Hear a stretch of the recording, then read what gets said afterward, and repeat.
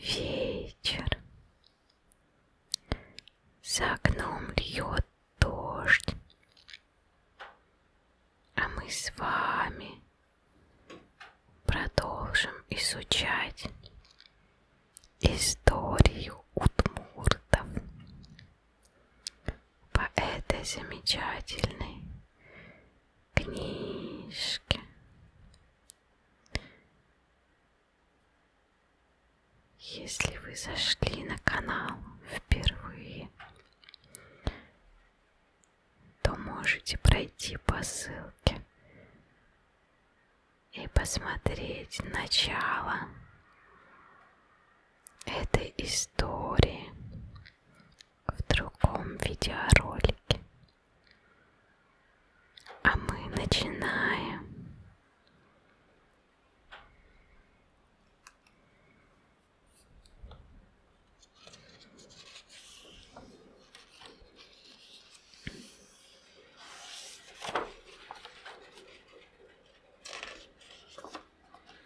Так.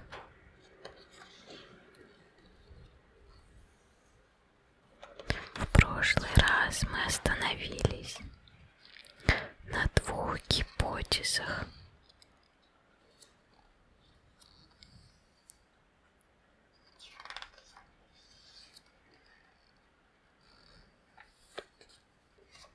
Да.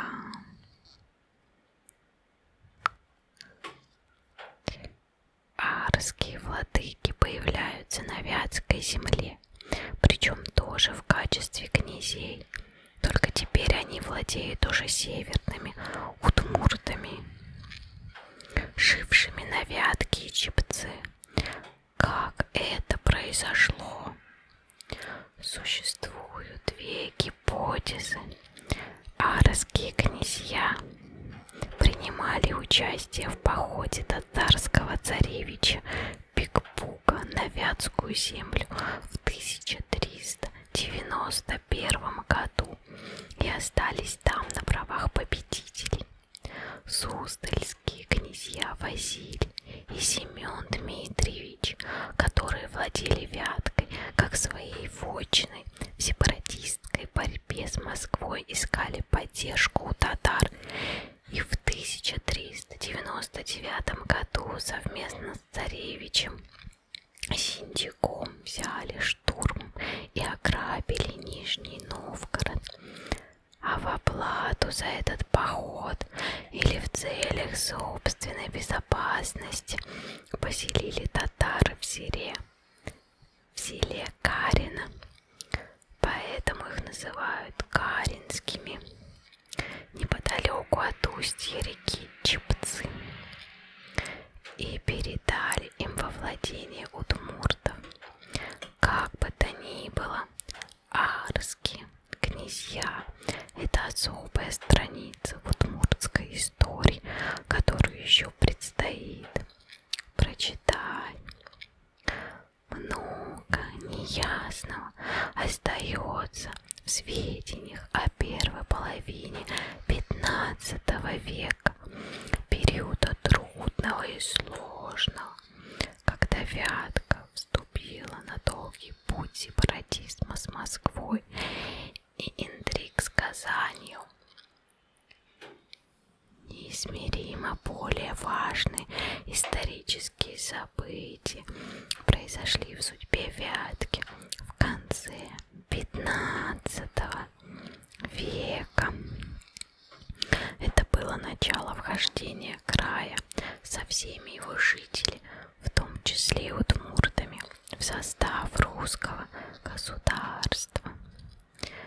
В лето 1489 той же весны, июня 11 посылал князь великий Иван Васильевич всея Руси ратью на Вятку князя Данила Васильевича Щеня за их неисправление до другого воеводу Григория Васильевича Морозова и иных воевод со многими силами.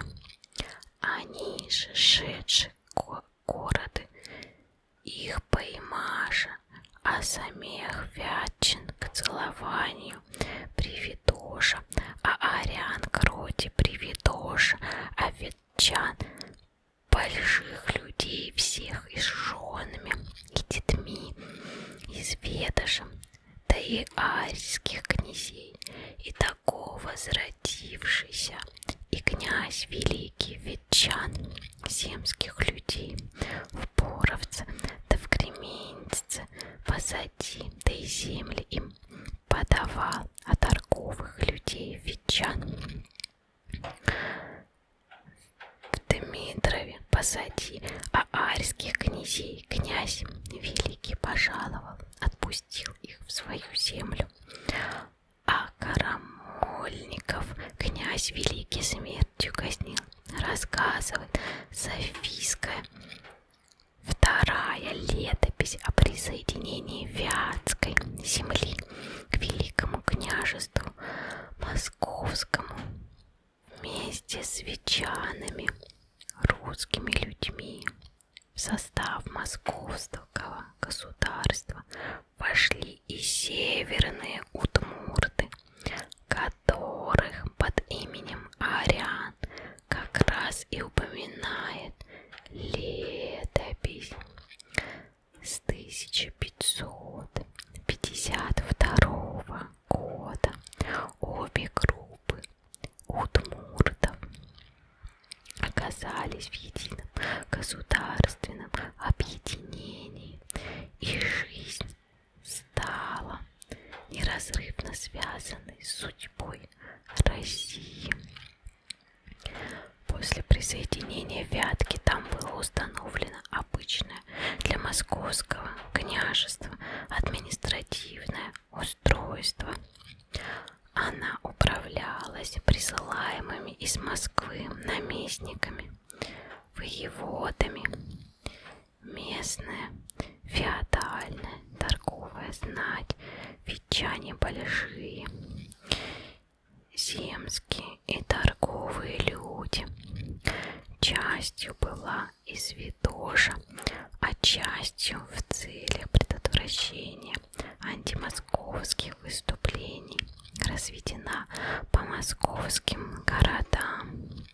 На их место посадили верных Москве людей, преимущественно устюжа. Московским правительством поощрялось переселение русских людей во вновь присоединенные земли. На Вятке до сих пор живут потомки этих первых поселенцев, носящие фамилии Устюжанины, Лузянины, Вычужанины, Вылегжанины, Перминовы, Пермяковы и тому подобное, которые ясно указывают на родные места переселенцев.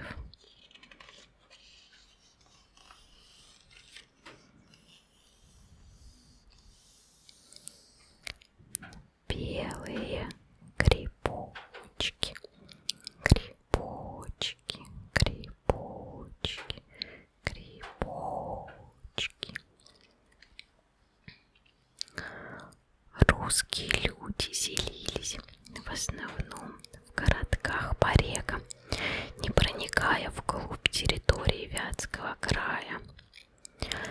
С 14-15 веков можно говорить о прямом культурном и этническом влиянии русских на удмуртов. В отношении удмуртов великокняжеской властью проводилась особая политика. Их оставили во владении арских князей, за которыми было сохранено право ведать и судить, и пошлину имать. Но за их службу московскому царю в период его борьбы с Казанским ханством было важно иметь верных союзников в лице арских, каринских татар. Поэтому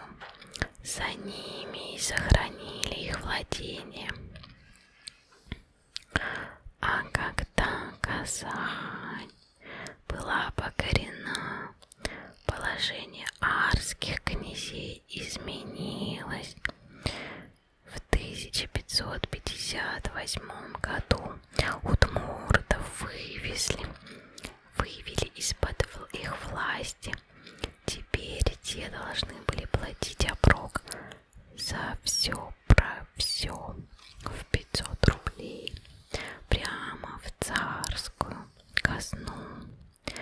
Господство каринских татар, длившееся около 2 столетий, закончилось. Среди северных удмуртов живет небольшая этническая группа загадочного происхождения – бесермяне. Бесермяне говорят на удмуртском языке, но у них много тюркских черт. Одни исследователи считали, что это обудмуртившиеся тюрки. Другие находили, что они близки к чувашам. Третьи видели в них потомков булгар, говорящих на удмуртском языке. Все эти суждения страдают общим недостатком. Не учитывается тот факт, что часто отдельные группы удмуртов тюркизируются, переходят на тюркский язык, но никогда в истории не наблюдалось обратного явления. Кроме того, в языке бесермян имеется много общего с южными диалектами удмуртов, хотя живут они сейчас среди северных. Вероятно, когда бесермяне соседствовали с южными удмуртами и испытали сильное воздействие со стороны тюркского населения, особенно их религии, не случайно удмурты еще в 17 веке жаловались в своих челобитных на татар, что те их обосурманивают в свою татарскую веру. Возможно, бесермяне – просто часть южно-удмуртского населения, рано отошедшая от него, испытавшая сильное тюркское влияние и попавшая на Чепцу. Но обилие гипотез пока не решает проблемы. Постановлением правительства Российской Федерации от 29 марта 2000 года бесермяне включены в единый перечень коренных малочисленных народов Российской Федерации. Примечание составителя. Удмурты – народ в основном лесной полосы. Лес оказал большое воздействие на формирование всего их хозяйственного уклада. Вятский край был покрыт дремучими чащами, изобиловавшими дичью. Даже гербом этой земли было изображение лука со стрелами. Еще Волжская Булгария получила большую часть своей пушнины с Вятки. Да и в XVI веке Герберштейн писал, что лучшие шкурки белок в Москву привозят с Вятки. В XVII веке в царских грамотах на Вятку в числе прочих податей непременно упоминается мягкая рухлядь.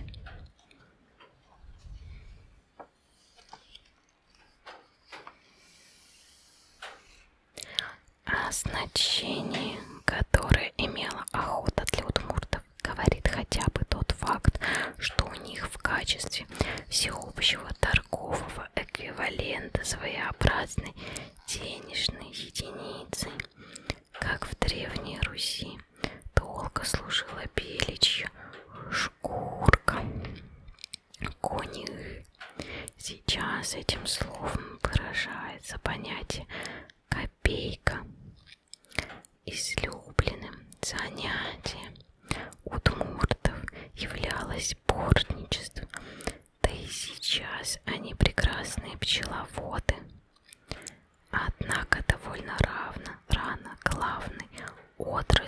хозяйства стало земледелие. Большой интерес представляет духовная культура удмуртов, особенно устное народное творчество. Удмурты, в принципе, немногословны и не любят болтливости. Впрочем, кому симпатично это качество. У него язык остер, да руки тупые, говорят они, хотя и ценят силу меткого выражения. Ветер горы рушит, слово народы подымает. Красота подбородка, борода, красота разговора, умное слово, сердечное слово 3 зимы греет. В пословицах и поговорках отражается тысячелетняя мудрость, отчеканенная в кратких строчках. Очевидно, нет такого народа, который не имел бы легенд о сотворении мира и не задумывался, что же является первопричиной всего.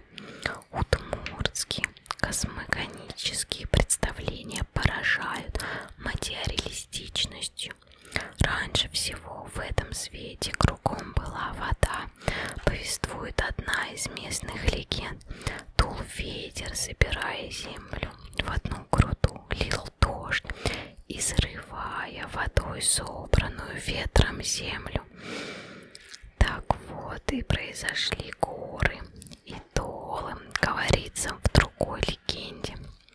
Большое место в фольклоре удмуртов занимают сказки.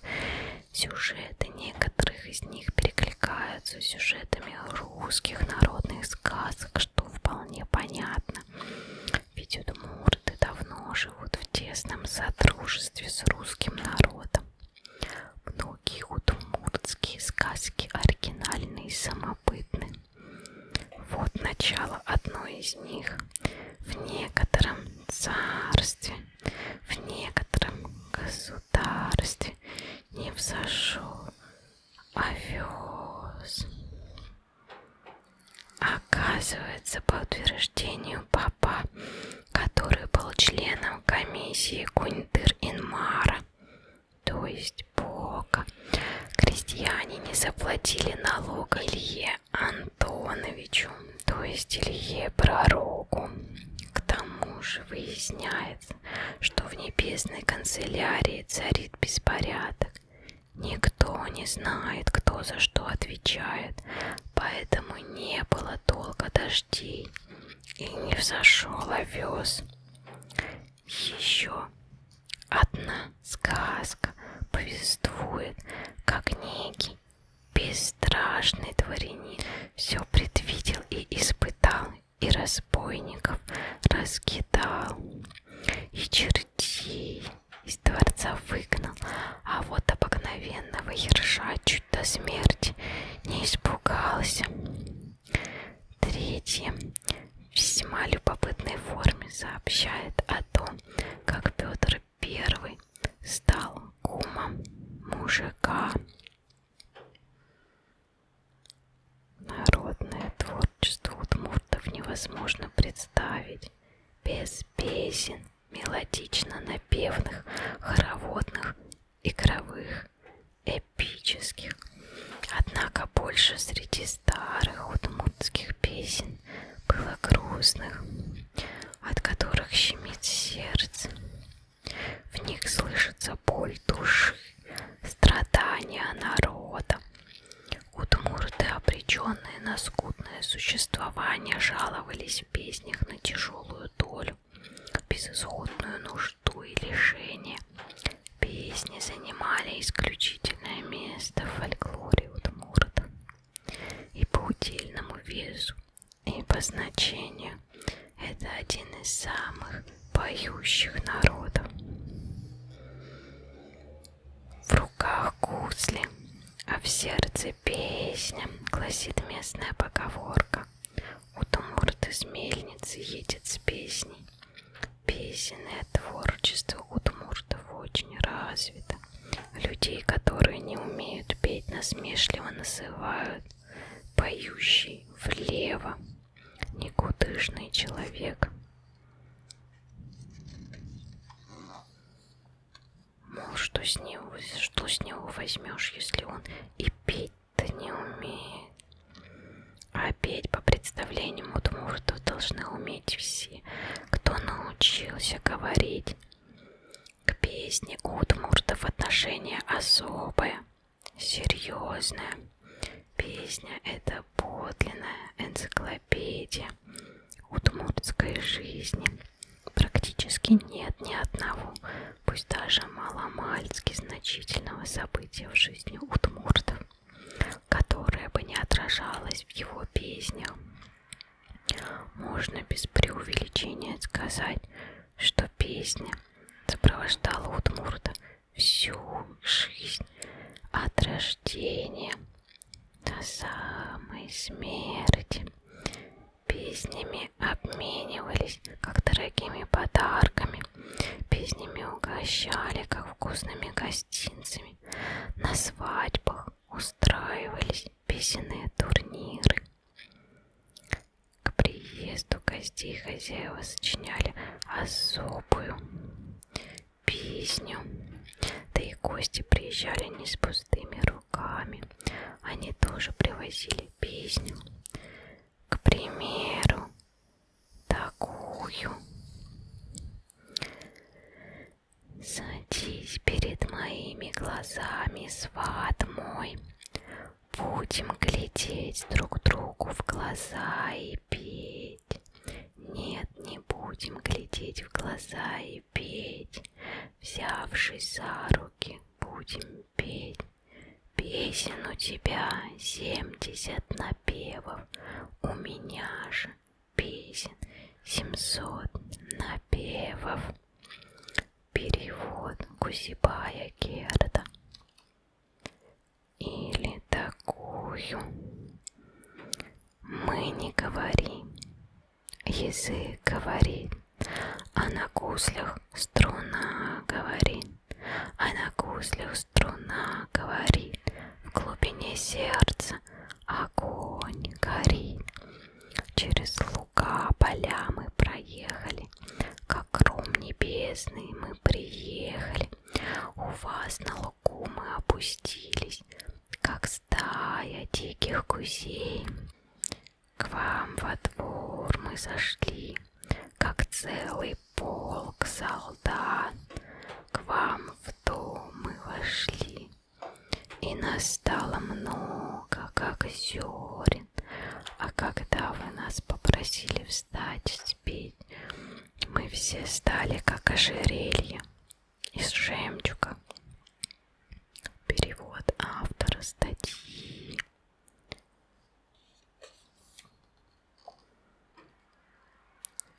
На сегодня, пожалуй, все.